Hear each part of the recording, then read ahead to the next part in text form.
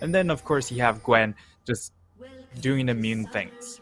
Yes, Gwen is immune. I remember listening to you. We were watching LPL in preparation for the split the other day, and I just keep hearing, Gwen is immune. It's okay. Gwen is immune. Over and over. It's a meme at this point, but you know, it works. I do like this bit of cheese early on. Mission tried to roll top and see if they could get a quick kill. Nothing doing, but I respect it.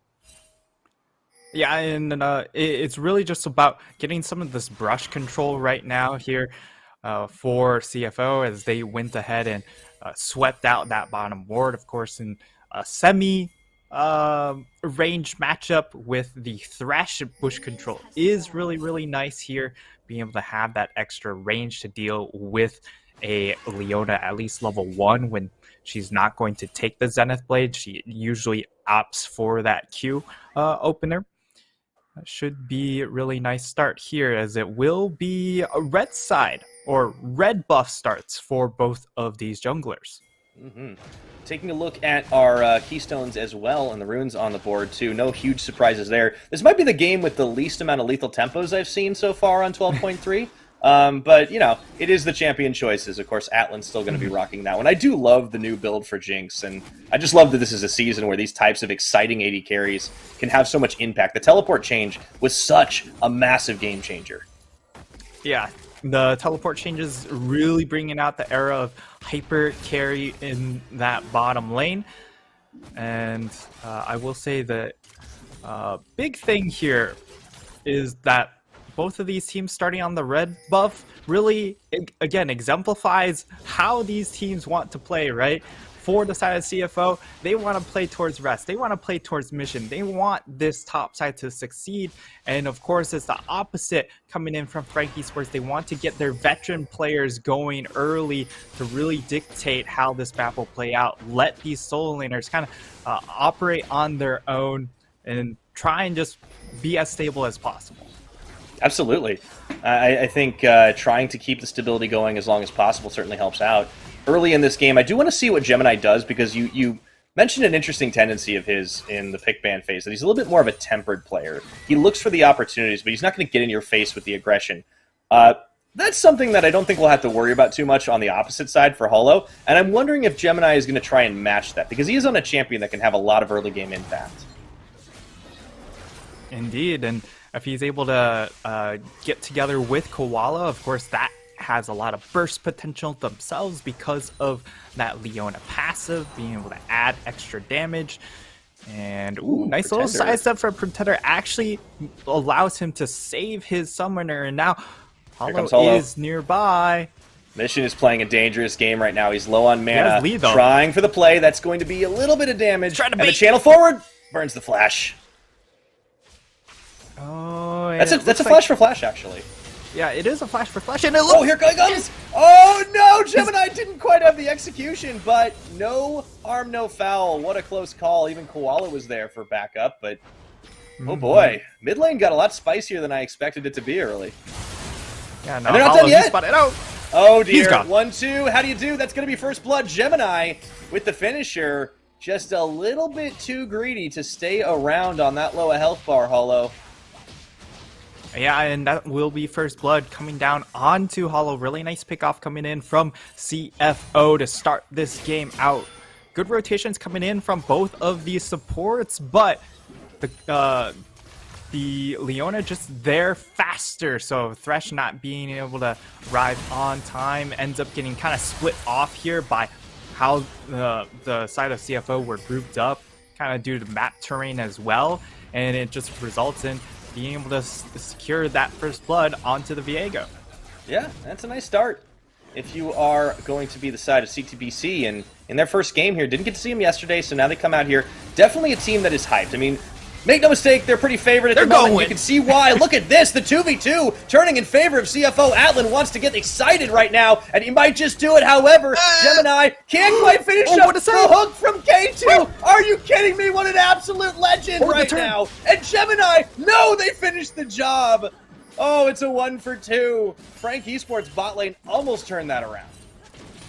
just being able to get one back is still going to be nice, but at the same time, you concede a kill over to this Jinx, and now it just comes into, well, can Hollow just go ahead and clear out the entirety of this top side? Maybe he's able to try and get some control, but there's not a whole lot to do up in this top side. The wave is coming over to Kurt, so perhaps it provides an opportunity to go for a top lane gank, but more than likely it's just going to be trying to secure that wave for Kurt, making sure he's okay in that regard.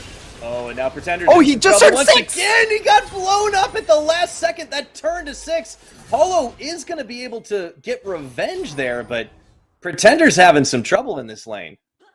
Oh my god, that was just perfectly timed coming in from Mission, knowing that he was 1 minion away from level 6, takes the trade early on, knowing that the minion's going to die and give him level 6, and Pretender just didn't expect that. Ends up getting blasted and gets soloed out by Mission. Well done there. Hollow being able to pick up scraps at least, gets a little bit gold to help recover himself, as he was kind of put quite behind early on because of that death towards the Scuttle Crab. Yeah, we talked about this this game getting pretty action heavy early, and we are not disappointed here, Frank.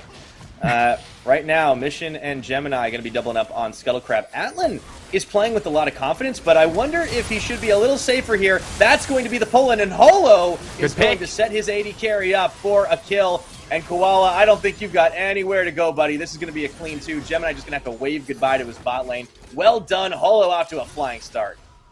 Beautiful setup coming in from K2 right there. And great Thresh play. And, I mean, Atlan, it looked like he wanted to bait out the fight, but unfortunately he baited only himself. As he takes the death there, knowing that Gemini was around. They probably wanted to take that 3v3, but Gemini not quite there fast enough to bail him out. And this is what we worried about a little bit with this bot lane, right? Just pound for pound, they weren't necessarily going to be the stronger one. And it's also, you know, how coordinated they are able to get in position with their jungler.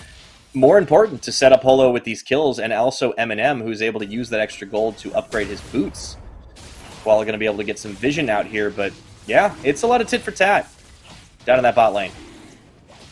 Yeah, and because of just the reset timer coming in from Frank Esports, they are able to at least secure the dragon for the side of CFO. So that will be Hextech Dragon going into the hands, but might pay for it. Gemini, good dash away on the safeguard. Eminem was looking for an opening, couldn't quite find it there. Also, Scuttle Vision getting the speed boost certainly helped out. Bit of a, it does seem like there's nothing on this map that you can do without like at least some threat of a reaction. But Gemini does manage to get away. Yeah, and so far, Pyra, it's really living up to kind of what we build for the success of Frank Esports in this game, and that is playing around K2 Hollow, make plays around them, get super aggressive, and try and get picks. And that's what they've been able to do so far. 2 kills onto Aphelios, 2 kills onto Viego. They're playing around this bot side exactly as planned. Playing around the win condition, and I think the one thing that we really haven't seen much of yet is rest Gwen up in the top, and that's understandable given the fact that, you know, again, teleport changes, you can't be as impactful early as you used to, and you're up against Gragas. Kurt's job is to just hold rest as long as he possibly can right now, and that will change over time. In fact, he is going to come down and at least give an assist to Gemini on the Rift Herald, but yeah, I mean, Frank Esports doing a good job. You know, we thought that if they were going to challenge Flying Oyster, this was the way to do it. Double up with Holo and K2 and make the plays, snowball the Viego best you can, and see if you can take the win that way. So far, they're off to a good start.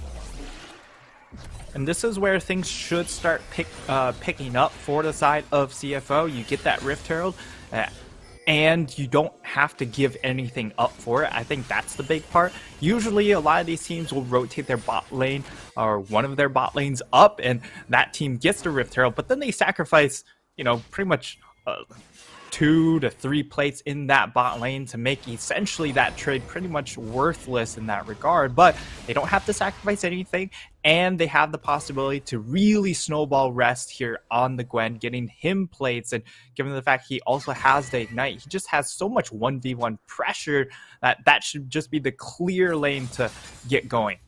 Yeah, it makes sense. You know, it's a lot harder for the rest of the team to react here. You can crack up the top and then, you know, gain a little bit more Rift Herald control for the next time it spawns yourself, and then try to work your way around the map. It's also playing to the strength of your team as well, right? Like, Atlan and Koala are the weakest sides of this roster, and you're still going to be able to scale as long as you haven't been completely shut down. And, well, would you look at that? Atlan actually has a slim CS lead. Does indeed, and now action's coming back into this mid lane, but because of that control ward, that will stem that one, although now it looks like Mission and Gemini are looking for the rotation up into this top side. He knows. This is exactly the play that they're going to call for. They're going to throw down Rift Herald. They're going to try and make a dive happen on Kurt. He has to clear out this wave as fast as possible. He doesn't have his ult. He doesn't have any mana right now. This is a little bit of a tough situation, but it looks like Flying Oyster realized maybe we're spending a little too much time up here. They back away before Pretender can match. Yeah, and it's understandable in that regard because Gragas is such a difficult target to dive post level 6, but at the same time, he didn't have his ultimate, so there definitely was the possibility to just kind of break this map open. And this is, again, one of the drawbacks of kind of these players, right? They players from J-Team, and I would say the more tempered individuals coming in from Machi. There's not a whole lot of there's no one to really go full-on aggression, right? To really be the one who starts the fire in them, and they're gonna just kind of play to their namesake. CFOs, they're just looking to make money as carefully as possible. I mean, I guess, you know, banking it up on the Oyster side for sure. I do think Gemini needs to be the one that can be hitting the go button, right? He's not only the jungler, an impactful role with the initiation potential, but also he's the player who, even though he's measured, he probably has a little bit more aggression in him than some of the other squads. Although they may just be waiting for some item spikes, as you can see that Riftmaker picked up. Koala forced to flash away. This bot lane is forced to burn summoners at a somewhat alarming rate right now, Nightstar. Yeah, and when we also kind of talked about just between the two of us, what is the way for Frank Esports to get in, at least as far as lanes go? It was K2 M&M, right? They're very aggressive from their previous splits, and it's really showing here. In Atlan Koala, probably the weakest laners coming in from the side of CFO, and Frank Esports, they're taking full advantage of that fact. Yeah, they absolutely are. And I think like M&M in particular also should be like well aware of what it's like to like work with a heavy initiating jungler, because he did spend all of last split with Kongye. So we'll have to see if it's going to work out for them. Frank Esports, they did showcase some strength yesterday in their match. They will be able to pick up a dragon here just due to the timers, and honestly, they just have so much control over the bottom side of the Rift at the moment. But opposite story up top. Here is going to be the delayed Rift Herald push. You can see Kurt trying to clear the wave. Instead, it looks like they're just going to go for a push on, but a really good explosive cast actually slows things down, and Shelly gets distracted by a wave? Oh dear. Eyes on the prize, and that was money for Shelly. They didn't want the other ones, which they'll still get the tower. Is a Rift Herald also a form of Oyster? It is a crustacean, I think. It is definitely... It's not a shellfish. Yeah. She does have a shell. Yeah. I don't know. What do you think, Chad? What type of sea creature is Shelly? I don't think it's going to fit in the Oyster fam. It's not... I can dream. She's more of a mussel, not an oyster. Yeah. Agreed. But this is a really... Of course, this is kind of the expected move coming in from Flying Oyster. I would have liked for them to try and have done it a little bit earlier, but they still are able to get the plates and the first brick gold, which is really all you wanted to do. At least put that money onto your Gwen. Yeah, it's not the flashiest or most exciting way to do it, but you can make it happen. Speaking of flashy and exciting, good old 2v2 down here as the teleport will come in for the rescue, and in fact, with a rocket from downtown helping finish off the health bars here, it was actually Frank Esports that got turned on, and Holo is going to get deleted by Gemini. 2 for 0 down there, and they picked that fight. Yep, past 14 minutes, teleport gets unleashed, and that's exactly what happens. Rest just unleashes himself onto the map.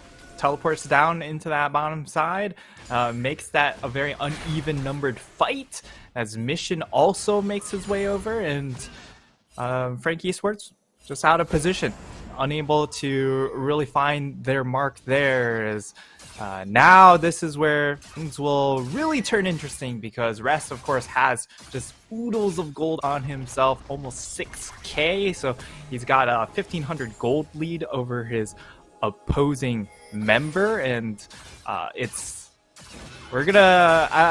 no doubt this next team fight happens around Dragon, I'm going to be saying Gwen is immune.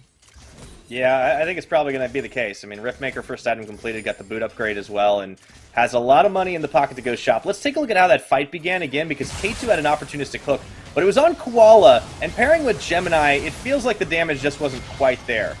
Yeah, it actually wasn't a bad start to the play, right? You're trying to look for a hook starter, and because Eminem was shoved up all the way to tower, it meant that Atlan wasn't able to contribute, and if Atlan wanted to, he was going to die, because Eminem nearly 1v1'd him.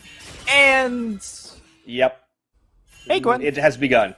It has begun. Eminem found out the hard way that those scissors have quite the edge to them. Unfortunately, as we get 16.5 minutes into this game, and CTBC starting to pull ahead a little bit with a 4,000 gold lead. Mission and Gemini will double up. Another Rift Herald crushed. Meanwhile, all of that happening. Although Pretender will get here to try and defend, but this is still going to be a big charge. And I think they might have enough to crack this tower. And in fact, wow, with a good scout of the week, they actually managed to push them off entirely.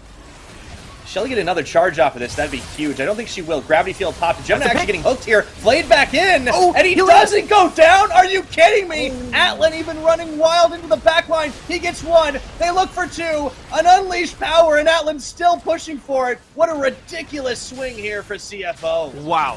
What a bonkers turn of events right there. Because they nearly get the kill onto Gemini. That would have... Okay.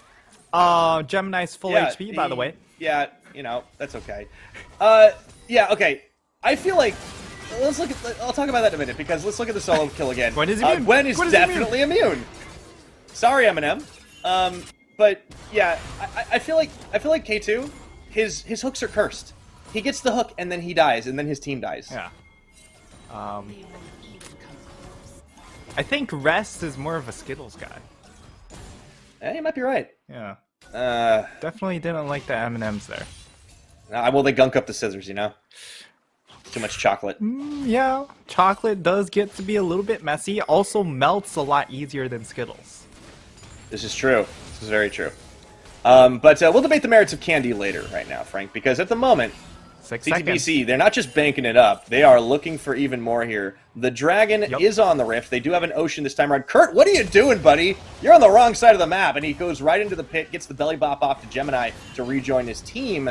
And we've got a good old-fashioned Dragon dance right now, Nightstar. Yeah, but Frank Esports, they're taking this fight, or looking to take this fight, when they have an 8k gold deficit. This is going to be very, very difficult to win here. So they want to get this objective bounty, and they're just going to go ahead and try and flip here. Yeah, it's a little risky right now. Holo taking a lot of damage as they move in. The Smite fight is on. It gets secured by Gemini, and the fight is going. And once again, Rast was running wild, but meanwhile into the backline, what a massive combination between Mission and Atlan. Gemini acting cleanup duty right now as the double kill comes in from Mission, and they will be able to complete the delayed wipe, buying a little bit of time, or letting Eminem buy a little bit of time, as he does dish the damage out with those chakrams. I don't even think they need it. They're just going to teleport Rested and feed him the kill right now. Excuse me, Mission. Mission accomplished. There we go. Yeah. Wow. But, I mean, this mid-jungle has really started taking over these fights, right? You saw at that Dragon, I believe it was Koala going in, but then a huge follow-up coming in from the rest of the squad. Atlan getting a ginormous rocket, hitting, I believe, 4 men. I'm not sure if he hit everyone with it, but right here, rocket comes in, and boom. 3. Yeah. At the very least 3. I can't believe that moment that Kurt sets up the explosive cask. It actually looks like, all of a sudden Atlan could be in a lot of trouble. But he just does so much work to sidestep into the pit, dodge the Chaos Storm. By the way, Kurt's dead again. Yeah, we started this split looking at Atlan thinking he was going to be one of the weaker AD carries. he is looking really good in his positioning. Not that he has to try that hard, given how bonkers the rest of his team is playing. And I think that's going to be the recipe for success for the side of CFO. Just make sure Atlan's able to get his breakpoints when it comes to itemization, right? You don't need him to be a superstar laner. You just need him to be there when it matters, that scaling part. And just let the rest of the team do their thing and just, you know, ride their backs. And that's exactly what's happening here. And, you know, sometimes it's just a feels good, man, when you get to just launch off rockets and play safe as Jinx. Cosmic Drive completed now for Rest as well, so another big item buy for him. And yeah, he's big. He's not even he's certainly not the flashiest part of this team right now. Like, I gotta hand it to Gemini and Mission. They are just they're just Goomba stomping. Yeah, and Mission, look at his items. He's got so much penetration built up. He has the Shadow Flame. He has the Sork Boots. And, of course, the Ludens. And there's just no way to survive any burst at the moment. More than likely, he's looking for that Void Staff next. So even if they throw in a little bit of magic resistance, it's not enough. Good scout of the week there. They're actually fighting on two fronts as they keep the Baron procced. And you can see Frank are not super keen to contest this right now. They're trying. Yeah, huge damage on Mission. You can see it's a big gap in experience. And let's see if they can pull off the kill right now. The rocket will come and soften them up as the Baron is still being held. Gemini's not in this. It's a 4v5. And they'd already deleted Curtain Hollow off this one. Rest a little bit low. They're keeping the Baron going. And Mission, he's just playing Gatekeeper. Yeah, there's just way too many stats to compete with at this moment. It's 14k gold. It gets inflated a little bit more right there because of that Baron. It's going to get worse, and it's pretty much going to be a full item difference coming in to close this game. So it's rough. That's all I can say. You know, we said this was going to be a little bit of a test for Frank Esports' new roster, and for some of the newer players. Pretender, of course, has a lot to prove for himself, but you know, it's hard to get an experience gap this wide just because Mission's been around so long, and it also apparently is reflecting as an experience gap in the champions too. Yeah, for sure. All of these players very experienced on these set of champions given to the Mission on the Syndra. Of course, a huge legacy player, as we mentioned earlier. Rest, this has been his absolute dominant pick, as he is very immune in that instance right there. He is immune to loss. Yeah. He has loss prevention on Nightstar. Indeed he does, and now they're going to try and look to break open the base, but possibly end the game. Yeah, is a lot of damage. Oh my goodness, once again, Gwen is immune. Rest over the wall, and everybody follows. Goodbye, Kurt. Turbo Chem Tank is doing absolutely nothing to keep that Groggets alive, so they crack the base wide open. My goodness, like a peanut inside of an M&M. And it's going to be enough to finish off not one, but two of these inhibitors. I wonder if they just keep going. They got a lot of power left, and they still are holding on to Mission's ultimate, so that threat is massive with all the magic Penny adds. I think this is going to be our fastest game of the split. The way things are looking, CTBC flying Oyster just looking to go off to a flying start as Rest just completely ignores the Chaos Storm of Pretender. The Baron-empowered minions are marching through. Gemini was looking for a swag kill onto K2, may not have gotten it, but they will absolutely get the game. Just under 24 minutes, the Nexus is in their sights, and with a whole heaping helping of damage, they will get a first victory in the PCS spring. Man, what an